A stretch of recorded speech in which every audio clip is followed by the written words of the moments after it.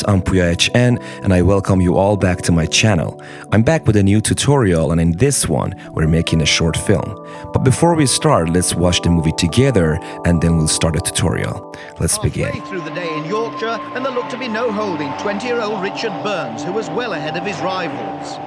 The battle for second place was hotly contested. Initially, Steve Bennett was up there, but it wasn't going to be his day. After Bennett rolled his car in Langdale, the Cumbrian driver Steve Eggleston took up the chase.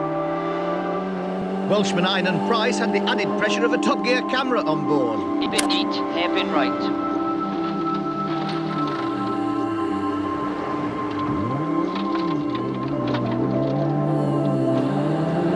45s, left and right.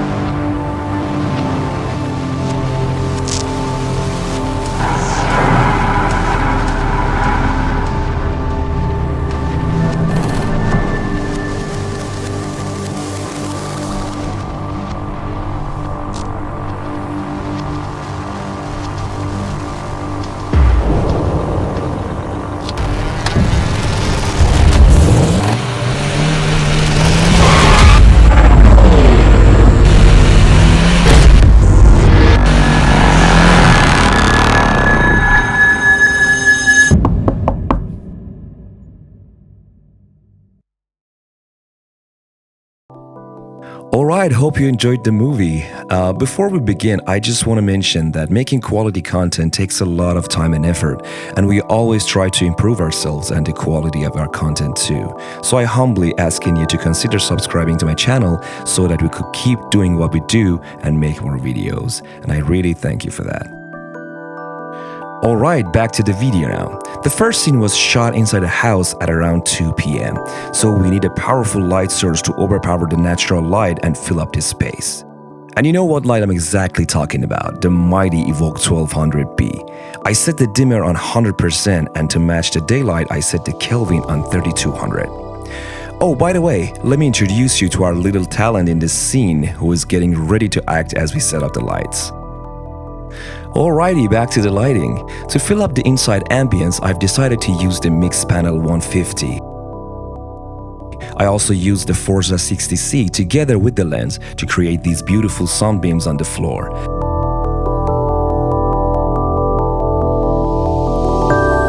And I put a Forza 60B2 on the floor to create some light reflections on the glass carboy and a nice shadow on the wall next to it.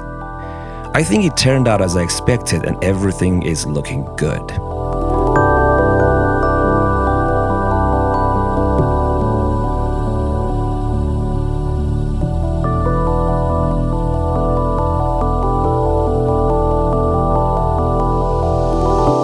Alright, it's day 2 of our shoot and the second scene.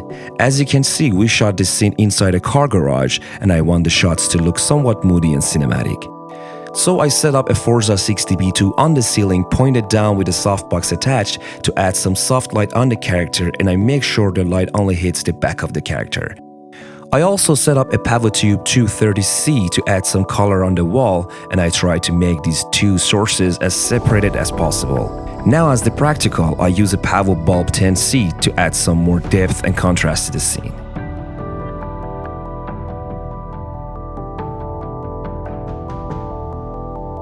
So far, these are the lights I've used here.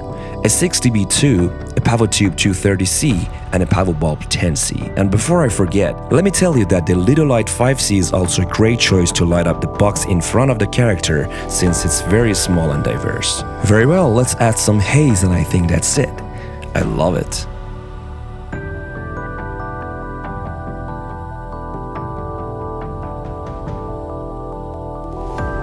Aside from the Nanlite gear, I also use the Atomos Ninja V to see more details in the shots and have more flexibility over them.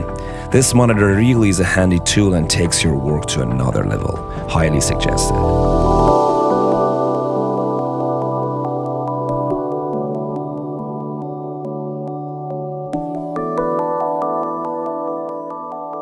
Alright, back to the movie now. So you see here that I've tried to mimic the car headlights on the front wall, and all I did was to use a Forza 60C with the lens from the distance and pan the lights on the front wall manually.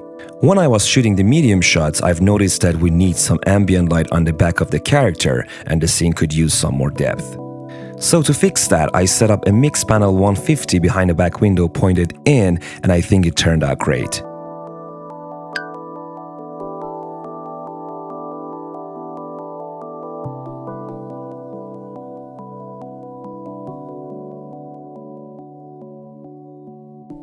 Alright, let's begin day 3 of our shoot, which happens in the same location as before. I think what suits best here is practical lights. Aside from personal love for them, I think this space really could use a lot of that. To make that happen, I've used 2 Pavo Tube 230Cs and 2 Pavo Tube 230Xs, and I've set them up vertically on the 4 corners. I've also used a Forza 720B and 2 mix panel 150s, one of which was used behind the window and the other together with the softbox attached to the ceiling pointed down on the car to add some feel on the character and to the car itself.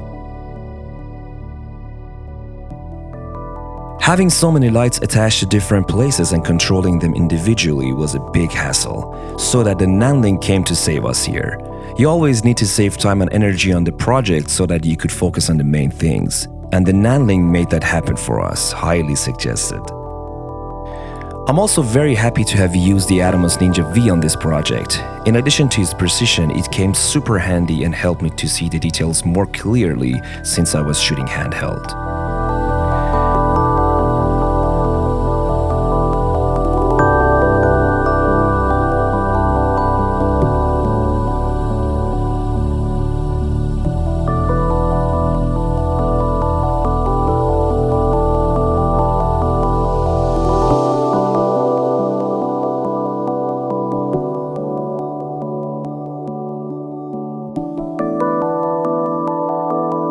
Pay attention to the light placement in this scene.